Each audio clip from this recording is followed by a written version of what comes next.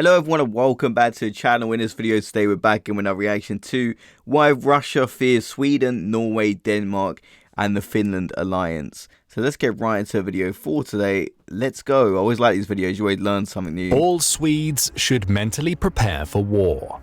That was the message Michael Biden, the Supreme Commander of the Swedish Armed Forces, sent loud and clear on Swedish international broadcaster TV4 in January 2024. This message, or should we say warning, was just one of the ominous statements made by Biden. Another one, previously made on the same platform. That's kind of scary. Like, I really don't want World War III. I'm pretty sure nobody does, but that is really scary to hear, especially with what's going on in Ukraine. Platform hints at why Sweden is preparing for war. Russia's war against Ukraine is just a step, not an end game, Biden warned. As you can imagine, these nationally broadcast proclamations have plunged the nation into a state of anxious anticipation. This is best seen in a 3,500% increase in visits to the Swedish Civil Contingencies Agency's web-based bomb shelter map and a 900% rise in downloads of the agency's information booklet titled If Crisis or War Comes. However, these proclamations also made us pose the question, will a war in Scandinavia come? After all, with the largest population and the highest gross domestic product, GDP, by a margin, Sweden is often considered the most powerful and influential among the Scandinavian countries. So if Sweden is seemingly gearing up for a war against Russia, will all Scandinavian countries follow in its footsteps? I would imagine that's what this video will look into. I would imagine it will also dissect how ready Scandinavian nations are for war. After all, a heightened mental state of readiness means nothing if the physical and logistical aspects of preparedness are lacking. But before we go any further, we must define the Scandinavian nations we'll be discussing. Why? Because people often confuse the term Scandinavia with the broader concept of the Nordic countries. A sub-region of Northern Europe, Scandinavia primarily refers to Denmark, Norway, and Sweden. However, though not geographically part of Scandinavia, Finland is often listed as a Scandinavian country due to its cultural and historical ties to the region. The country's ties to Sweden in all matters, civil and military, are what makes Finland particularly relevant for this video. So as far as we're concerned, Finland is part of Scandinavia. This also makes it a part of countries potentially preparing for war against Russia. But why? Yeah, and I also did a reaction to a video about why Finland recently joined NATO, and that was kind of one of the reasons. Now, don't get us wrong, it's not like Russia and Scandinavia have had this beautiful allyship and friendship throughout history. Even calling these nations friendly might be a stretch. However, there haven't been any explicit mentions of wars between these countries in recent history. So what changed? The answer is simple. Russia invaded Ukraine. With most Scandinavian countries being relatively close to Russia, Finland even shares an 832-mile-long border with the country, they basically have a front-row seat to the atrocities unfolding in the region. But Scandinavian countries aren't looking the other way. On the contrary, they're laser-focused on what's happening to Ukraine and what could happen to them. Just days after his bone-chilling warning on national television, General Biden shocked Swedes once again, this time at the Folk och Försvar annual national conference, the foremost meeting place for the Swedish security and defense policy community. General Biden showed a series of gruesome photos from the front lines of the Russo-Ukrainian war, with snowy fields as a backdrop. As these haunting photos alternated, he asked a single question. Do you think this could be Sweden? From this question alone, it's easy to conclude that Scandinavian countries are being confronted with the stark possibility of a conflict hitting close to home. In other words, they are preparing for war, as they believe a war is coming their way. A similar sentiment was echoed by Sweden's Prime Minister, Ulf Kristersson, at the same conference. His exact words were, "Our destiny is playing out in Ukraine. The struggle to remain who we are and dare to believe in ourselves. Ukraine is facing an existential threat. This is a threat that we share." However, this threat has certainly achieved one thing. It aligned all the Scandinavian countries on security. That's why Sweden and Finland joined the North Atlantic Treaty Organization, or NATO, after years of self-imposed neutrality. This could I mentioned that earlier about Finland recently joining NATO. Also be considered a reason as to why Scandinavia is preparing for war against Russia. It now has a united front in the face of a perceived national threat. Though Sweden and Finland's accession to NATO is crucial for the war in Ukraine, this war isn't the only reason behind their decision. The situation in the Arctic has also been a driving force. Now, to be fair, the tensions in the high north have been primarily caused by Russia's invasion of Ukraine. However, given everything on the table in the Arctic region, it shouldn't be surprising that the Arctic question has now evolved into a distinct and separate geopolitical concern. You see, all 4 Scandinavian countries are among the 8 Arctic nations. In other words, they have territories in the Arctic region. But do you know which country is also an Arctic nation? That's right, Russia. With Sweden and Finland joining NATO, the remaining 7 Arctic nations, the so-called Arctic 7, are now geopolitically aligned. Therefore, they outnumber Russia 7-1. Oh, that's Given good, the then. mighty military most prominent Arctic nations boast, it only makes sense for the Scandinavian countries to up their game and be ready for a potential conflict. But how truly ready are these countries for war with Russia? A quick comparison between Russia's and Scandinavia's military capabilities should answer this question. Spoiler alert, even when combined, Scandinavia... Yeah, I've done some reactions about Sweden's military vehicles, and it's very advanced, so they stand a really good chance, and hopefully it never comes to this. That's all I have to say. Hopefully this never happens. countries we don't want a even world come war. close to Russia We do not in want a most world war. aspects. Take the country's military budgets as an example. Sweden spends the most on defense among the Scandinavian nations, which is about $7.6 billion, or 1.3% of its GDP. Norway is next with $7.3 billion, which is 2% close. of the country's GDP. Finally, we have Denmark with $4 billion and Finland with a $3.3 billion military budget.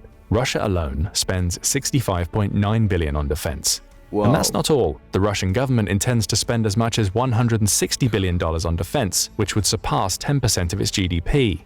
To say that this figure dwarfs the combined military budgets of all Scandinavian countries might be the understatement of the century. Unfortunately, similar discrepancies can be seen in virtually all other military areas.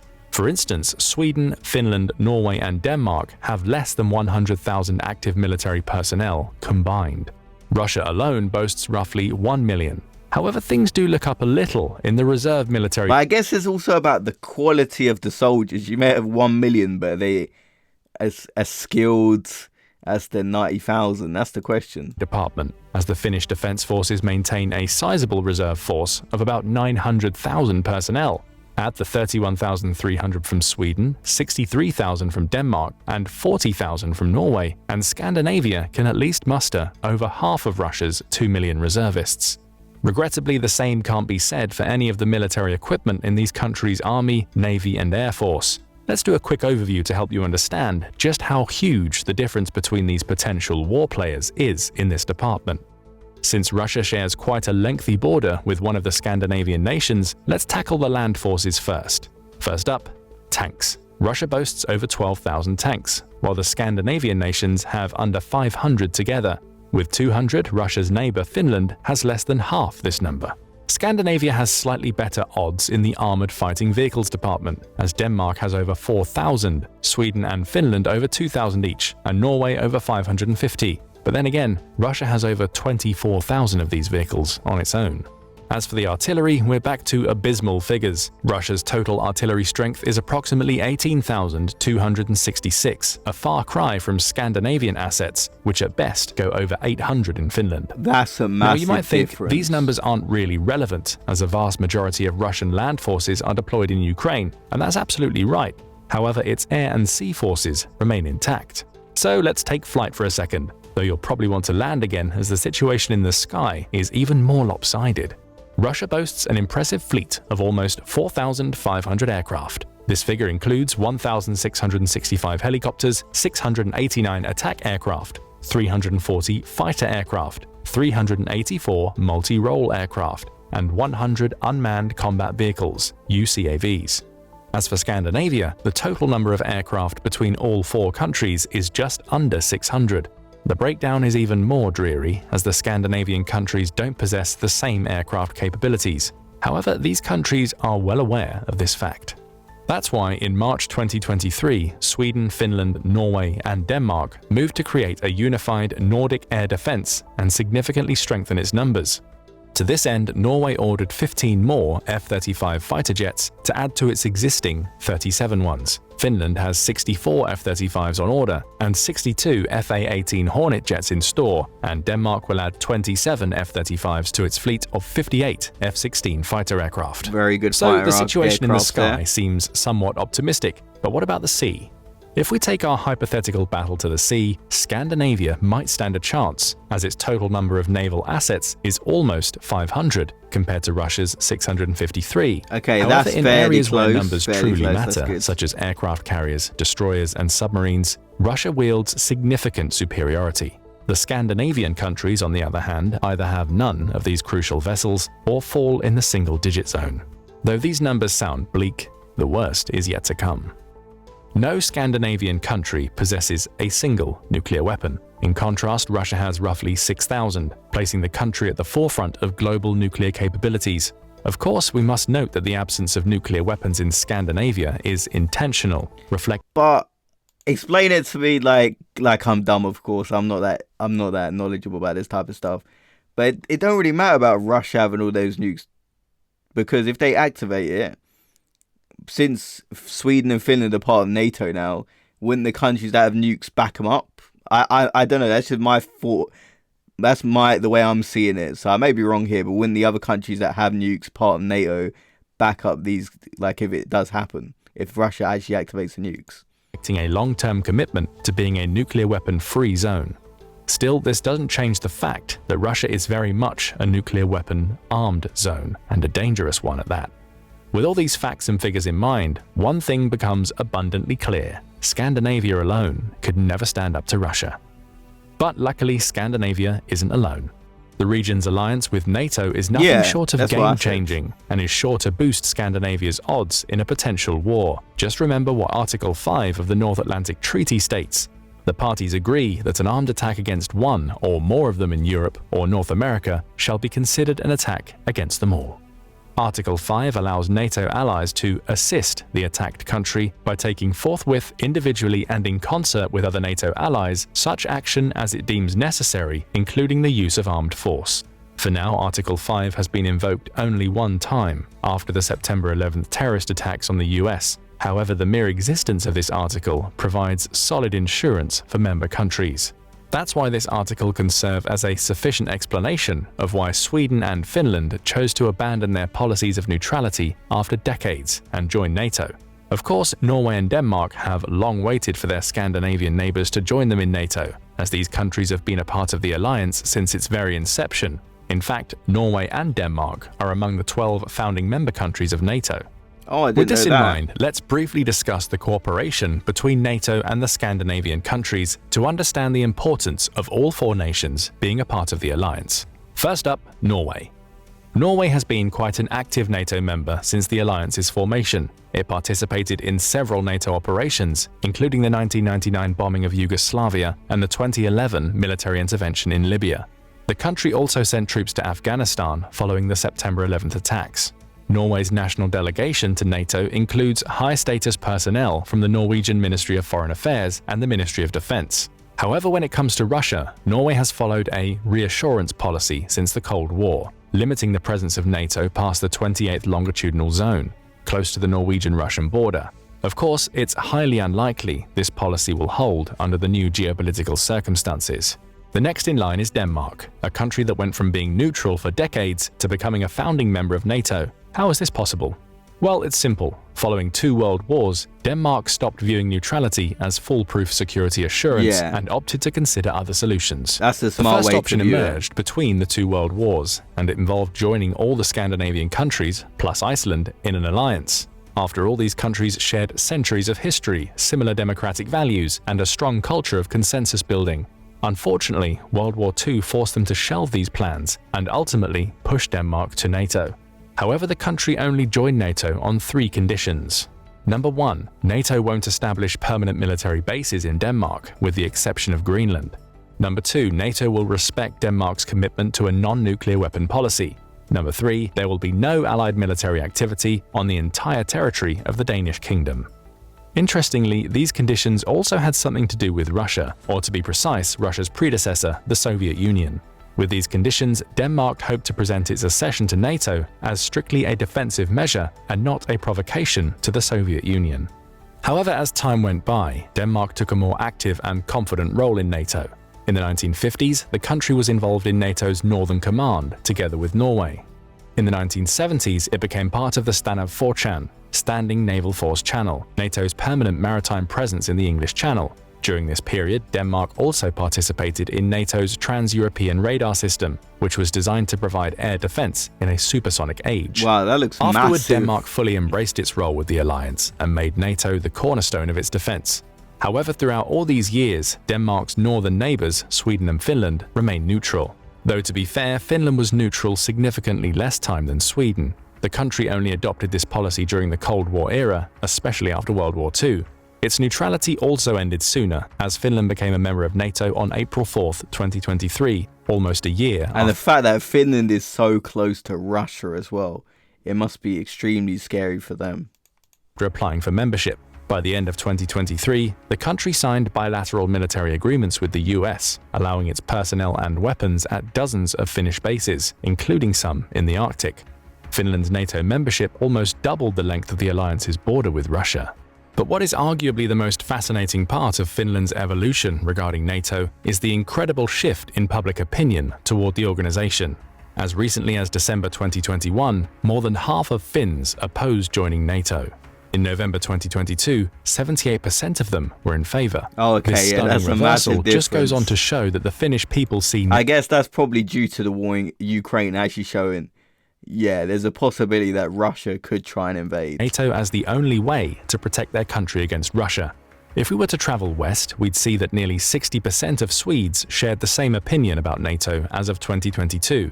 Though this figure might be considered significantly lower than that of Finland, it's still monumental for a country that was neutral for more than 210 years before joining NATO.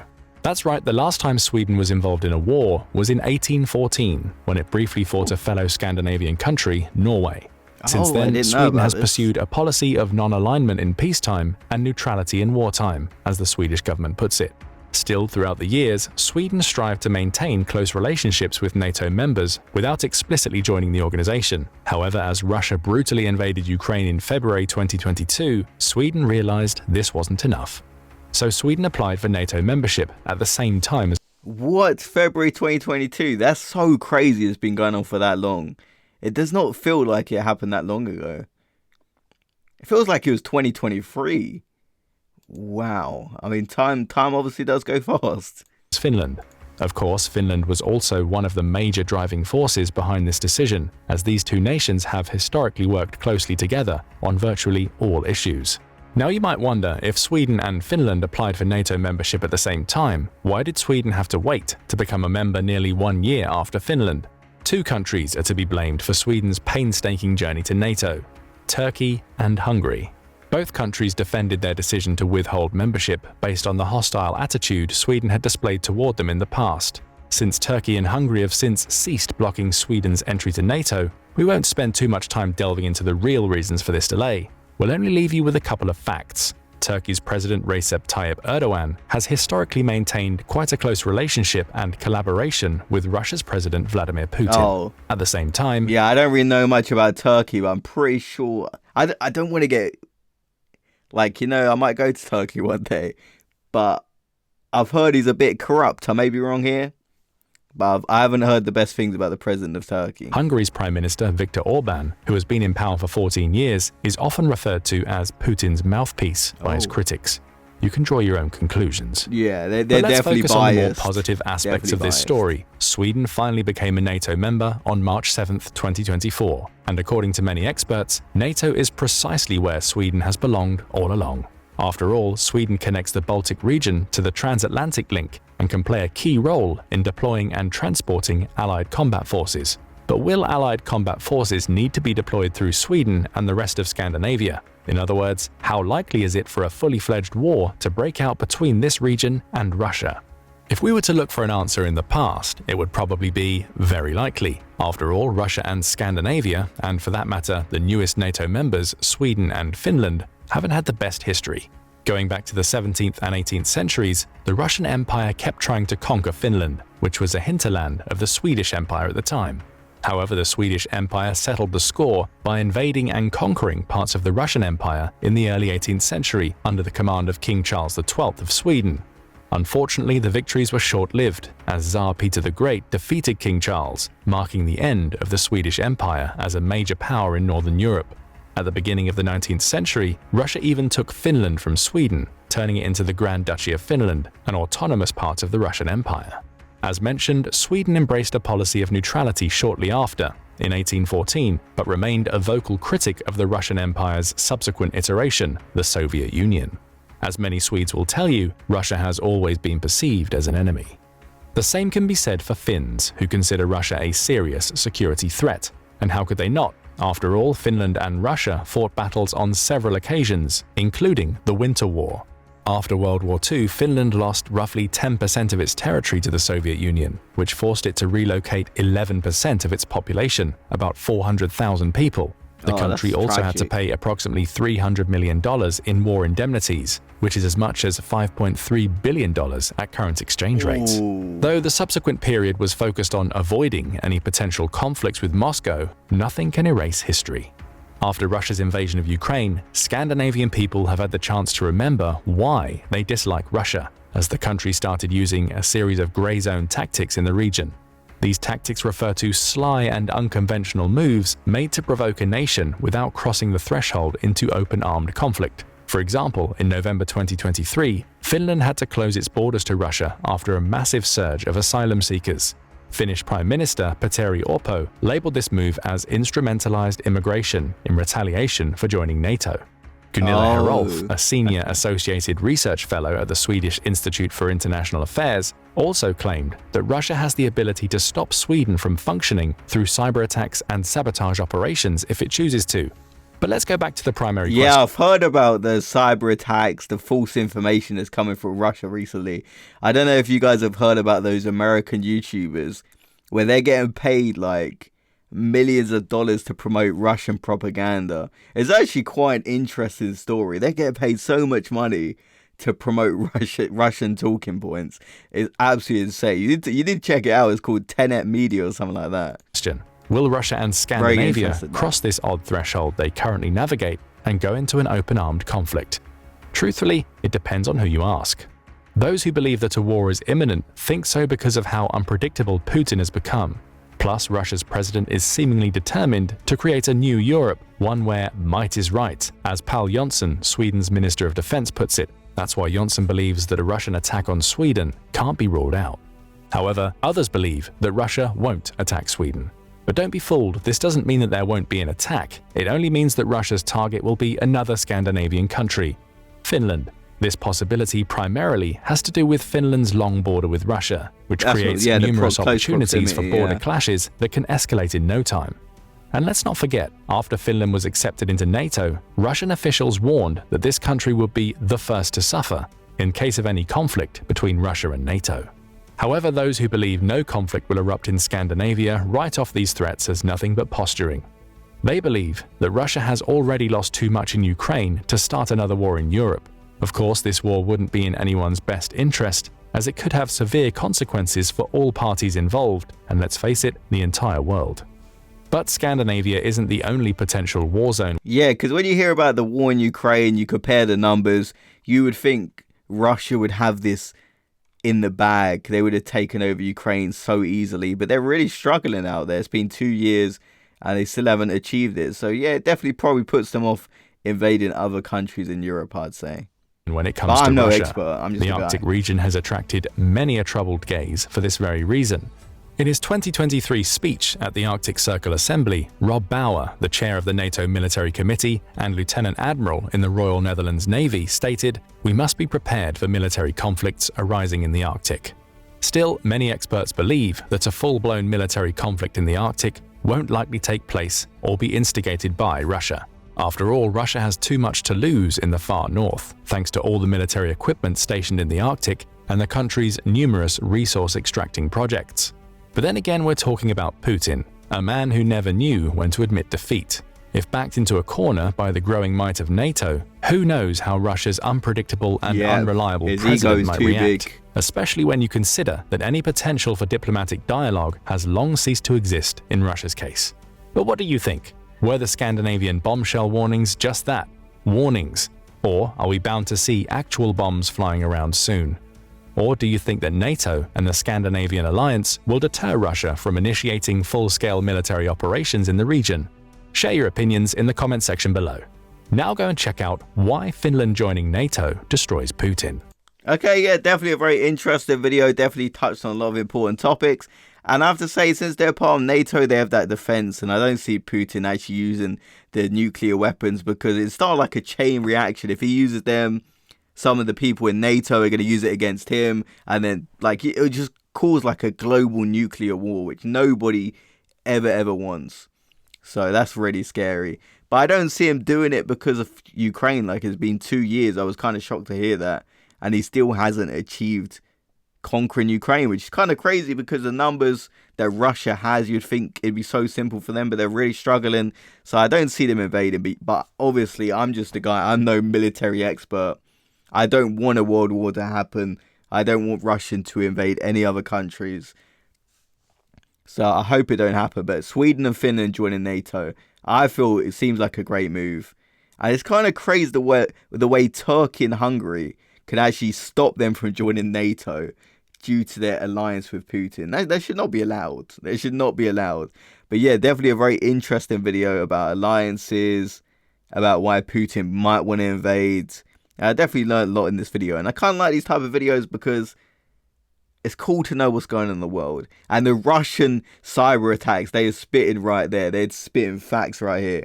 Because I hear about the fake news that's coming from Russia, like these YouTubers getting paid millions of dollars to spread Russian talking points, to spread fake news. It's honestly an insane story what's going on. And just the media that Russia has and the influence over the news, especially on Twitter. The Russian accounts are spreading so much fake news through Twitter. It's honestly crazy. So if you guys want more videos like this, let me know. And obviously go subscribe to the original creator, The Military Show. An excellent video. I learned so much from this. I'll see you guys next video. Have a great day, everyone.